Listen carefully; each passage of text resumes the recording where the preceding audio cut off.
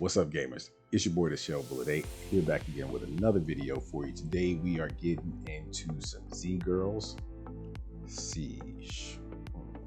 Now, really, first off, before we start this video, I gotta say to everybody, thanks a million. I think it's now broken over 350 or 360 subs, something like that. Awesome. Yeah, it's great. I thank all of you for all of the watching that you've been doing, all of the comments, everything else. But as I said, we're about to get into Siege right now on Zgirls, and it's not so much that I'm gonna go over every possible thing because we don't have enough time, and I'm trying to keep this video within like a 20-minute span or so, something like that. I know attention spans are, yeah.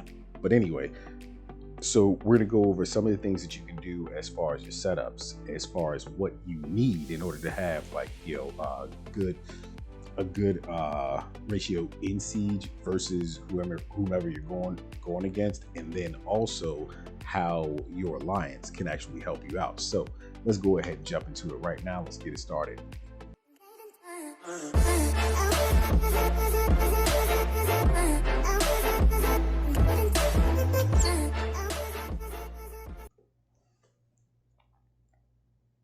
Okay, so here we are in good old Zgirls. Now, the first thing I'm going to go over is something that all of you guys should know by now. Maybe not. Some alliances still haven't figured this out, and some newer alliances definitely need this help here. Most people won't tell you this stuff, but we're going to go into your alliance technology. All right, your alliance technology. I can't believe I just saw what that name was. Whatever. So your alliance technology. Wow. Here's the thing. Most of this should technically be finished or whatever, but there's a reason why it's not. But there's certain things that you need to focus on. And when it comes to Siege, your first thing you should probably think about is this one here, Colossal Legion. There's another one all the way down at the bottom that actually deals with your alliance as well. And I don't feel like finding it because I think this stuff up here is much more important, because not only will this help you in Siege, but it also helps you in Arena and things like that. Though we're not focusing on that right now, this is what you need to know. So elite attackers, elite shooters, and mobile teams can pretty much, you know, be your last focus, unless they change the way that the system works again as far as Siege goes and everything else. But resist deads should be another one. Resist attackers should definitely be another one. And then virus immunity. All right. Now, the reason why is because in Siege, one of the things that you're going to run into is that you're going to face deads more than anything now. This also, you know, kind of is based on your school, how strong it is, what G level you're at already. That'll kind of play a huge part in it. Now, there are some things that can actually beat out dead schools, but typically if they're at the G5 level, not right now, especially considering Siege has a little bit of a problem. I would normally tell you guys to set up your troops and things like that completely different than the way I'm probably going to tell you right now, but there's reasoning for it. Now, the first thing you have to look at beyond that is this, your gear.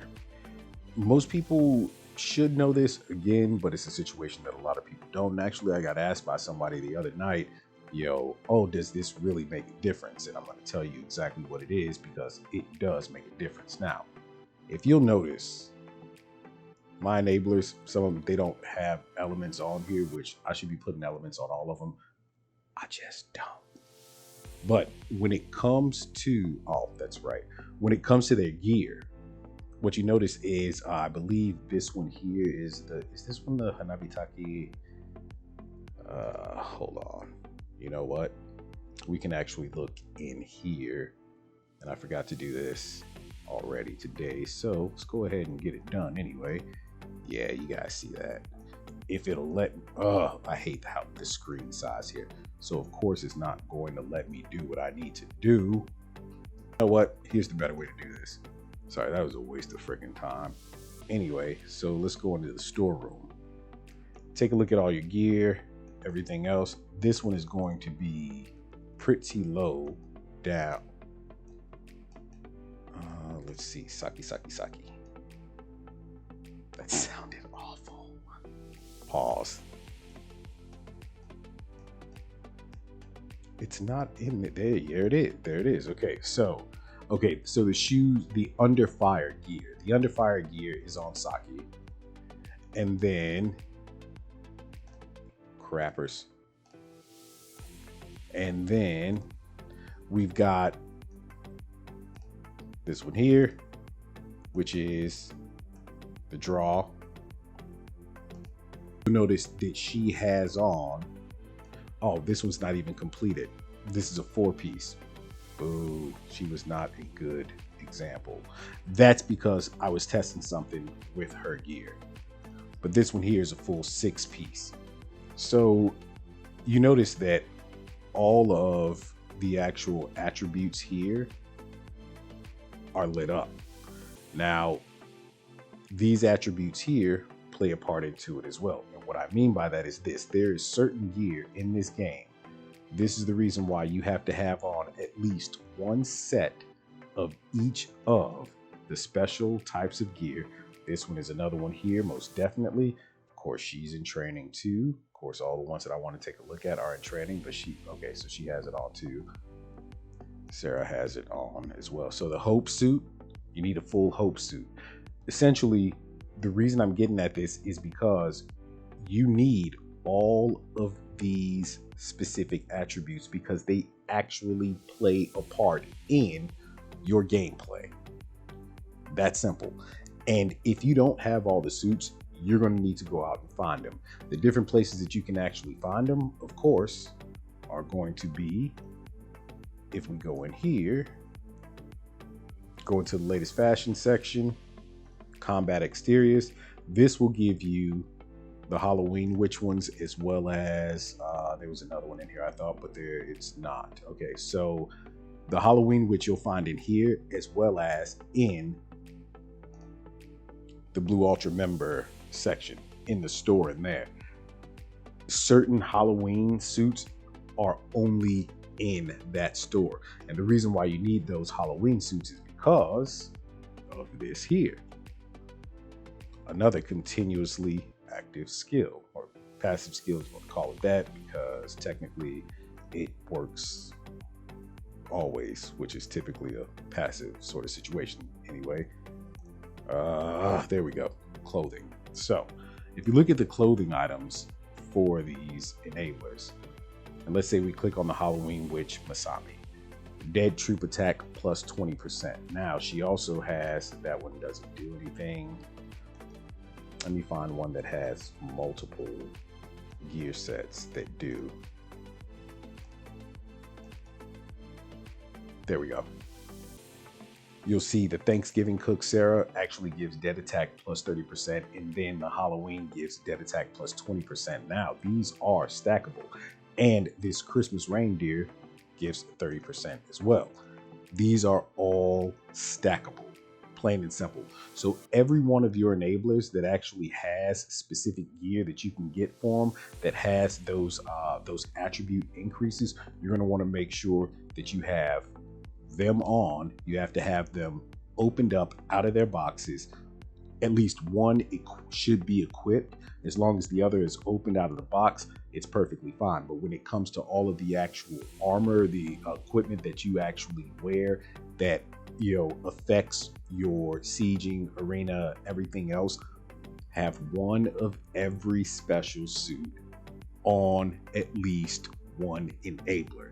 And then you take your main 3 to 6 enablers and you gear them up the way that you want to gear them up. Now, when it comes to siege, here's what I can tell you. Most people, and I personally don't even do this, but did it for this.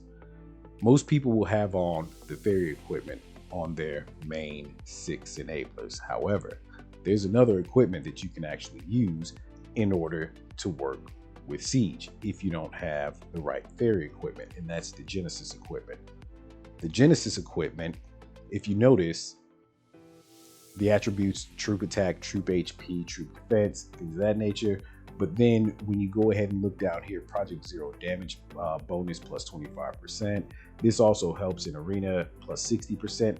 And the Ace Killer. Ace Killer is supposed to actually kill off a specific percentage of your enemy's troops when they attack. Catch to it is, Ace Killer actually doesn't work properly, and that's why most people were just like, screw it, just get rid of it. But a good way to set that up if you don't have the right 6 pieces of fairy equipment is to go ahead and set up 4 pieces of the Genesis gear along with 2 pieces of fairy equipment. And what I would say, if you're going to do that, then you want to go ahead and put Perseverance as those 2 fairy pieces as well. Those are the types of gear you're going to want to get out of the fairy costume. Now, taking a look at the fairy costume, if you guys haven't recognized or realized what this is, coordination. There's specific types of attributes coordination gives, collapse gives its own, and then perseverance gives its own. Now, if you look here, all troops attack distance increase +2. That's typically a good thing in either arena or even siege, because the troops that are going in first that have the shortest distance, that are dead ass, essentially infantry, are going to get wiped out by the longer range troops if they have any long range troops set up on their wall or in their arena battle formation.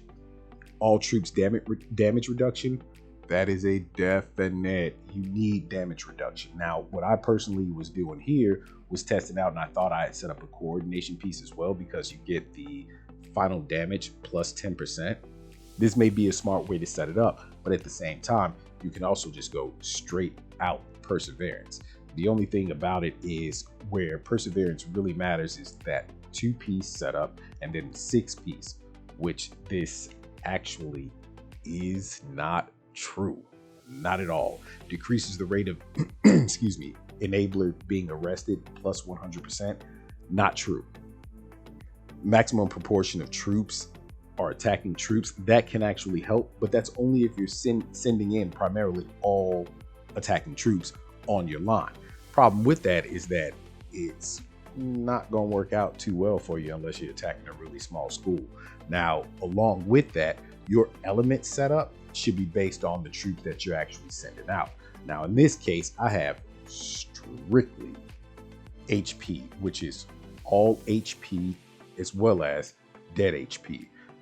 The line that I'm going to tell you to actually set up would require this sort of element setup. Now, what some people will do, you can take off and install actual level 8 attacker HPs. And the reason why is because the secondary form of a line, or a line that might help you battle certain walls better, is needed to have that set up on there. Now, that should be done on 3, possibly 6 enablers that you're actually going to go out and attack with. The next part of it is this. This is kind of important. When it comes down to it, your mechs play a huge role in Siege. Now, the way that you set your mechs up, totally up to you, but this is the best way to do it. You need the level 10, a weak attack, troop attack, weak HP, troop HP, dead attack, and mecha siege. Now, reason why you want the mecha siege here versus defense, because you could actually set up a level 10 defense in here once you actually upgraded the defense attribute or the troop defense attribute. Once you upgrade it to level 10, that would be good, especially for arena. Then again, it's also good for siege, because the fact of the matter is that defense kind of does play a big part of it. Now, this, however, the reason why you would actually do this one here, the mecha siege, is because 30% of the troops won't participate in the battle while sieging.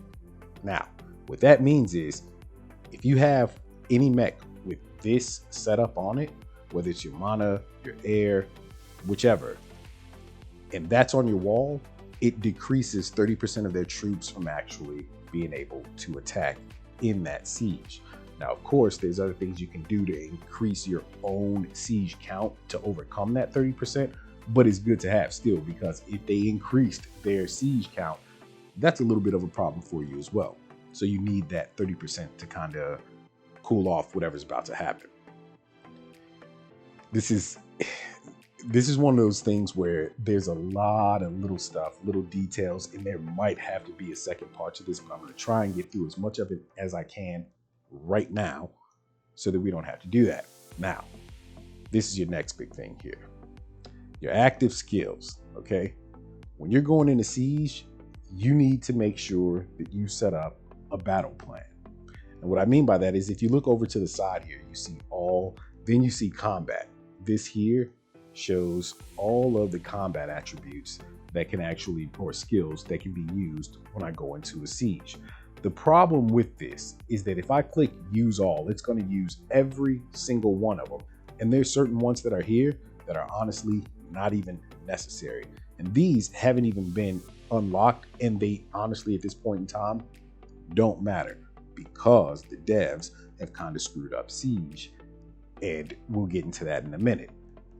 So what you should do is go in and create your own personalized battle plan. All right, which usually it'll allow you to click like plus and you go right here and just put the things that you actually want to use into this specific column. So through your settings, you just click on that, name it, give it its own little logo, whatever.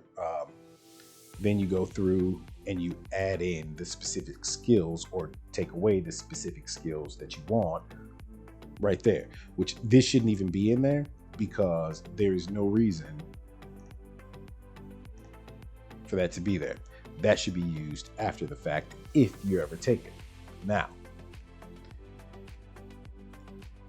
one of the big things that you guys need to remember is that during the events, you were given the ability to get specific boxes. And I don't know if I have any spares in here. I don't think so because they should be right there. If so, where?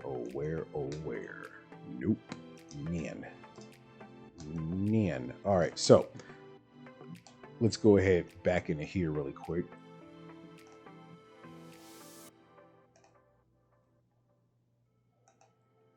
Actually,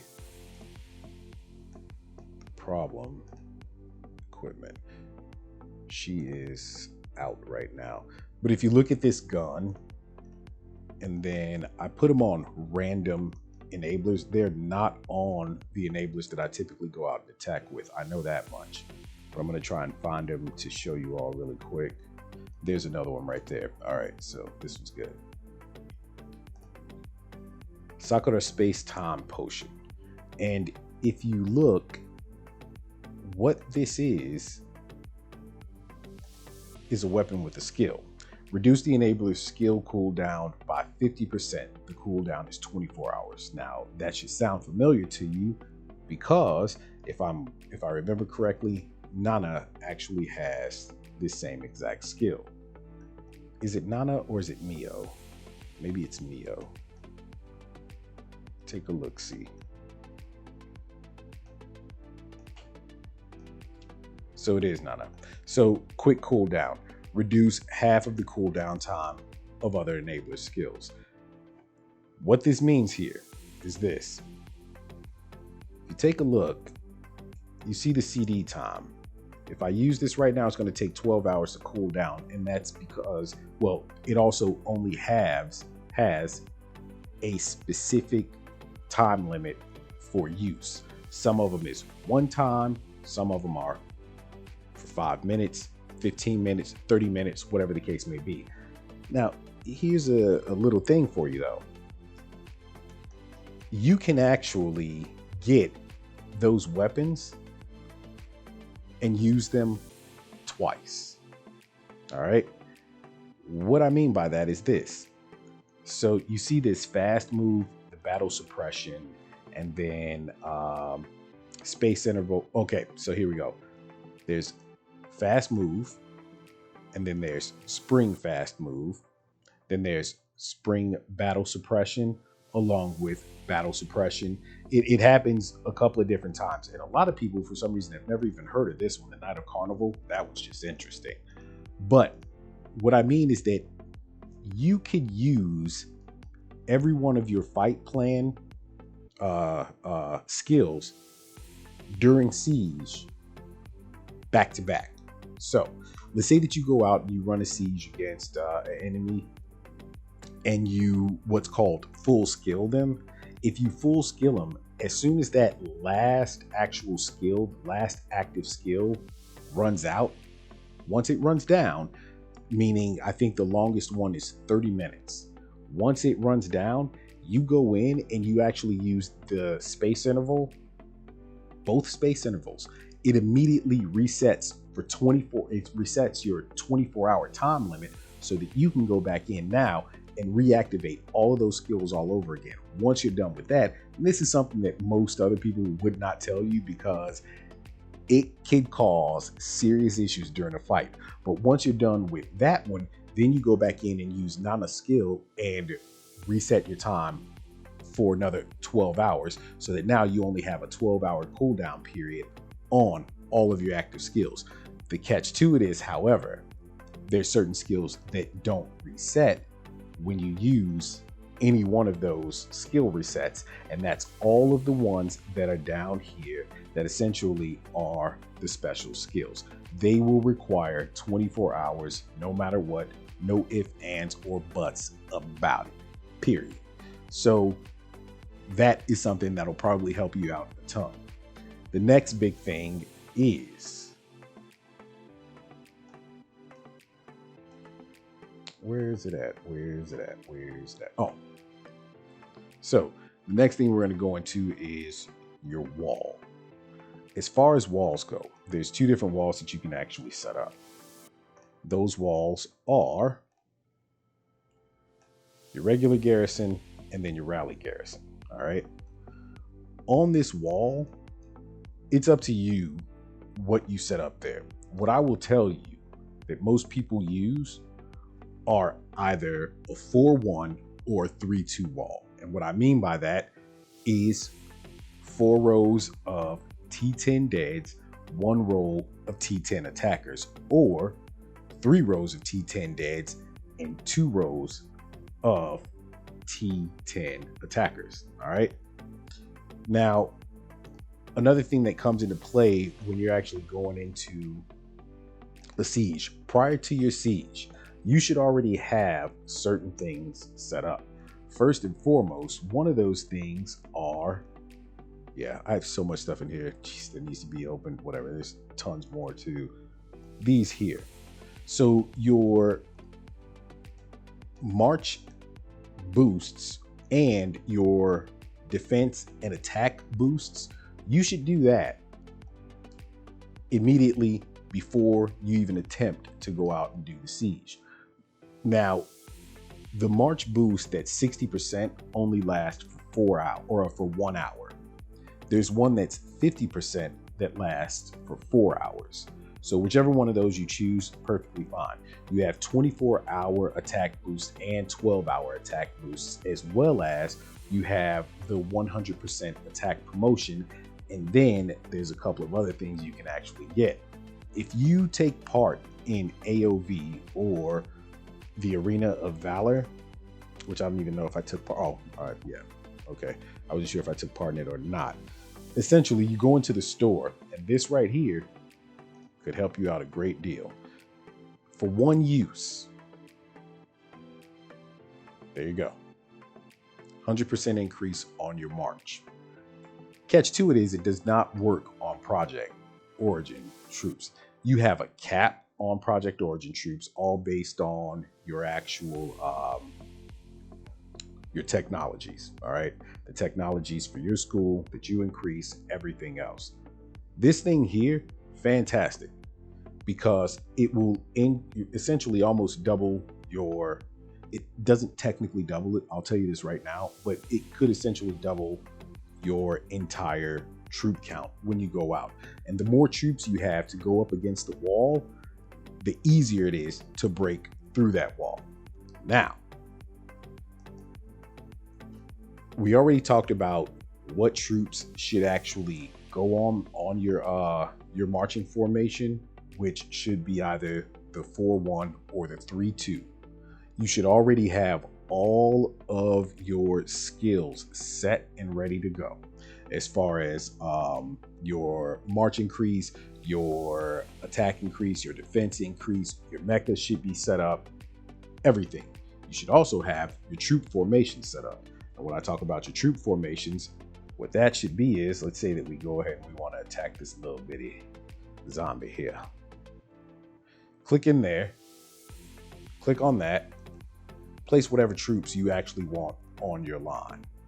Whatever captains go along with them, place those there. And here's the thing about it. Those captains do actually make a difference in Siege. All right. Now, what they say is that their gear and elements don't make a difference.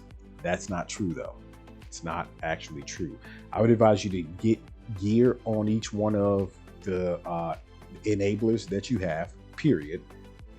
You should also get elements on each one of them, and you should definitely get bloodstone set up on them. So you pre-set up everything prior to your actual siege attempt. Now, the next thing is, right when you're about to use your skills, all right, you have to understand that one of these skills that are really important, you only have a 5-minute window on it, okay? And it's this one here, fast move. Fast move is an instant, it's like it's Goku's instant transmission. That's what it is. Instantly go and hit a school. Bam. Surprise attack.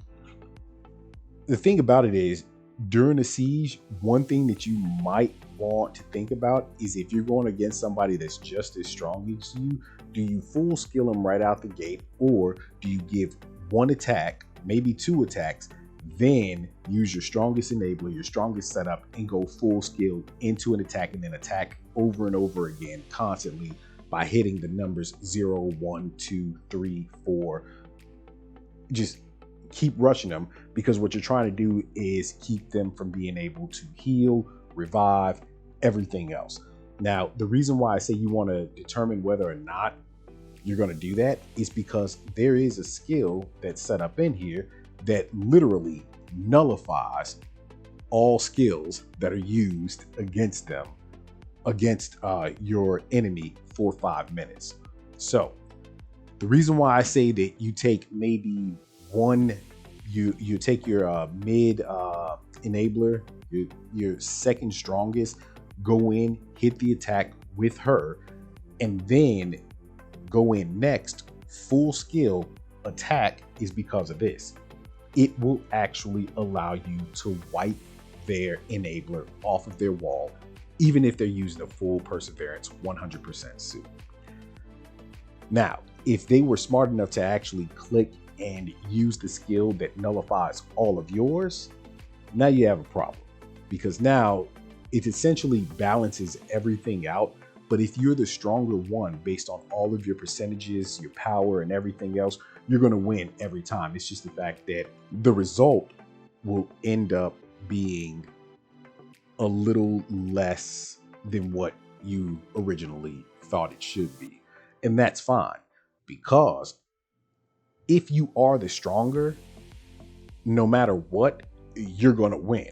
But there's a way to also play smart about it. Now, as far as your alliance goes, one of the things you can have your alliance members do is go out and track for you. Find the people that you guys want to attack, come KE or outside of KE, whatever you choose, your city, your rules, do what you do. But have them set up in your bar here automatically. These are all old. Most of these are probably already moved, but I mean, clicking on this one here, we're just outside of, this is a school that could have potentially been attacked if I were going through and attacking people. He's of course shielded up. Very, very smart, because I would actually probably use him as a test dummy right now, just to show you guys what I meant by all of this. But try not to attack, just, sleeping it off right now. But anyway, have all of that stuff set up prior. Another thing is, of course, you know how to use Living Dead Girl's little skill that can drop down. It now, I believe it only drops down about, depending on the actual time that they have, but it's supposed to be a third of your shield. So of course, if it's, you know, an 8-hour shield or a 24-hour shield, then it's going to knock off essentially 8 hours. That's, you know, pretty much a third of a 24-hour period. 3 days should essentially knock off a day. But it's, and the reason why I say essentially is because it never actually does the right amount of time. Like their math is off. There's all kinds of stuff, that little bug issues, whatever, with this game. We all understand that. That's fine. You know, most still play it, whatever, no biggie. But those are some of the things you can do to actually get yourself prepared, and some of the ways that you should actually go out and use your enablers, your skills, everything else when it comes to Siege. But again, one of the most important things is making sure that you have all of those different gear setups on there. You have all of your attacking enablers at the very least with elements set up on them. Of course, your school skins and things like that also play a role in it. The school skins, some of them give, you know, plus 10% attack, plus 10% defense. Some give plus 5% attack when it comes to your name tags on outside, the nameplates on the outside of the schools. All of that stuff does stack. If anyone ever tells you no, it doesn't stack, I'm not sure. If it stacks, nah, it stacks. So make sure you have all of that stuff set up. That's your best bet in order to become successful at doing Siege. There's a ton more stuff that your alliance can actually do to help you out with Siege, and maybe on the next video, because I think we ran into 30 minutes. Jeez. There's a ton of different stuff you can actually do when it comes to Siege, you know, with your alliance. But make sure my little bro, but make sure that you guys come up with specific plans if you're having some kind of an issue with an alliance out there that, you know, maybe bullies your smaller schools. Or another big thing that a lot of people do, they contact the big boys, the big girls, to come on out and help them out during those situations. But the preference is that you guys learn how to do these things on your own, so that way you don't have to run into those types of problems. The game, I know, can be annoying when you're a smaller school, but hopefully all of this different stuff will help you guys understand what's up with it and how you can actually not only become stronger, but become better at it and knock off much bigger people than you.